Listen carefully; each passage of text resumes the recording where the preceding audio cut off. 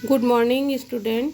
आज हम इतिहास में अध्याय 9 प्रथम विश्व युद्ध के बाद नाजीवाद जर्मनी में एवं द्वितीय विश्व युद्ध का आरंभ व अंत पढ़ेंगे। जैसे कि हमने आपको बताया था कि हिटलर जो है सत्ता में आया जर्मनी में, उसके बाद उन्होंने अपना जो है विदेश नीति निर्धारण किया। तो उनकी विदेश नीति क्या थी वो उसके बारे में आज हम आपको बताते हैं।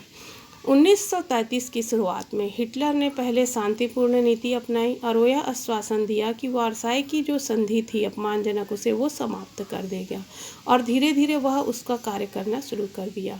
उन्होंने 1919 में जो अपना खोया हुआ क्षेत्र था उसको वापस ले लिया। 1933 में हिटलर ने पुनः शस्त्रीकरण मतलब टैंक बनाना, पनडुब्बी जहाज़ों का निर्माण करना शुरू कर दिया। 1935 में ही वायुसेना में उन्होंने भर्ती करना शुरू कर दिया। 1936 में जर्मनी ने राइनलैंड को जो है पुनः कर लिया। 1935 में जनमत संग्रह करके उन्होंने जो है अल्पस लाइनन क्षेत्र को अधिकृत कर लिया। 1936 में इटली के साथ और जापान के साथ एक संधि कर ली। इस प्रकार से उन्होंने स्पेन के साथ जो फांसीवादी सैनिक ताकत थे उनकी मदद से वहाँ सेना भेज दिया और इस प्रकार से धीरे धीरे वो अपने आसपास के क्षेत्रों पर अधिकार करना शुरू कर दिया।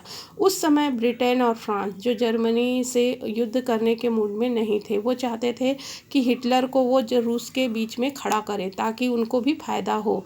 इसका जो है कारण से हिटलर को जो है ज़्यादा ताकत मिला और इसे हिटलर का तुष्टीकरण नीति कहा गया। इसका फायदा हिटलर ने उठाया और 1939 में ऑस्ट्रिया और चेकोस्लोवाकिया पर क्या कर लिया, कब्जा कर लिया। उसके बाद 1939 के अंत में उसने सोवियत रूस के साथ एक समझौता किया जिसमें एक दूसरे के देशों पर आक्रमण न करने की सहमति बनी।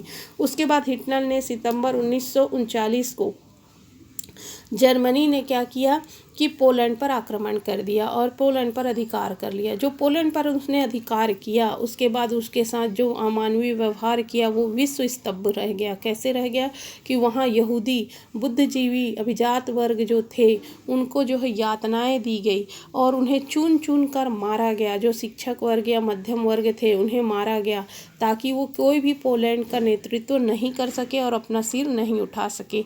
इसके अलावा वहाँ जो गाँव में किसान रहते थे उनको दास बनाया गया और उन गाँवों में जर्मन जनता को क्या किया गया, बसाया गया। और इस प्रकार से हिटलर ने लगातार जो है क्या किया कि जो जर्मनी के विस्तार करना शुरू कर दिया।